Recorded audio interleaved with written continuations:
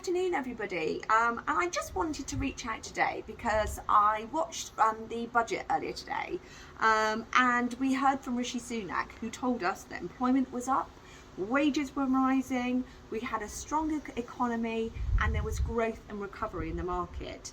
So he said to us that the UK is firmly back in business. So what did Rishi's budget really mean to employment? What does it mean to recruitment?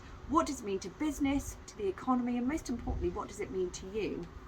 If we just recap over a couple of points that he made, he said we are preparing for a new age of optimism where all locations should prosper. He also said that the most important asset, and I really did like this actually, he said that the most important asset Great Britain has are its people, and he wants to create a society that rewards work and one that makes work pay.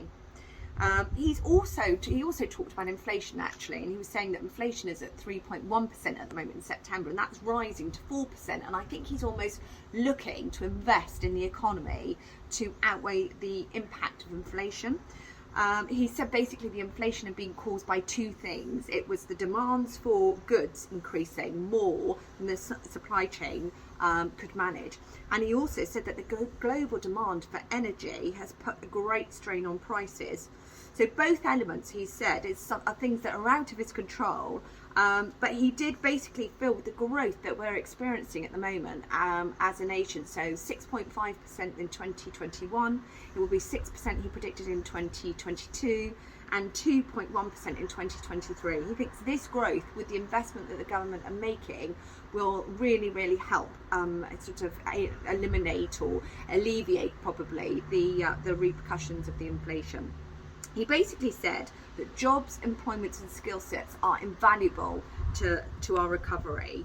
And he was basically talking about what the government are going to do to really invest in people. They're putting a huge amount of money into R&D. They've also increased the living wage by 6.6%, so it's now £9.50 per hour, and that means that per annum it would actually give somebody £1,000 if they're working full time, so an extra £1,000. It was pleasing to hear Rishi's plans as well to invest £3.8 billion in skills and training. Although reading an REC report, our governing body, earlier today, they did say that it really, even though this investment is happening, it's really important that that investment is placed in the right areas. He also, I thought was interesting, he said about international talent and how they're going to be looking at basically the visa and restrictions on entering the UK for bringing in talent. So I thought that was encouraging. I think the thing is with all of this is the overcoming and a challenge we've got. It's very much the skill shortage that we're facing at the moment, and the talent pool has really reduced in the last sort of, oh goodness, in the last 6 months, 12 months. And I think what we're finding now is that trying to find good people is really hard.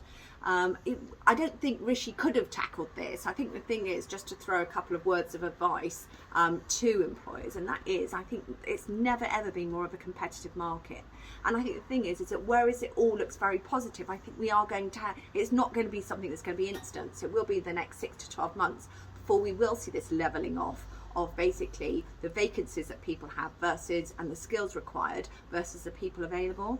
So just, we've been saying to clients, the most important thing is to look at your staff, keep your staff close, make sure that you are an employer of choice, make sure that people feel valued, looked after, supported in their current roles, make sure they see that there's room for opportunity in terms of their growth, their progression, their development.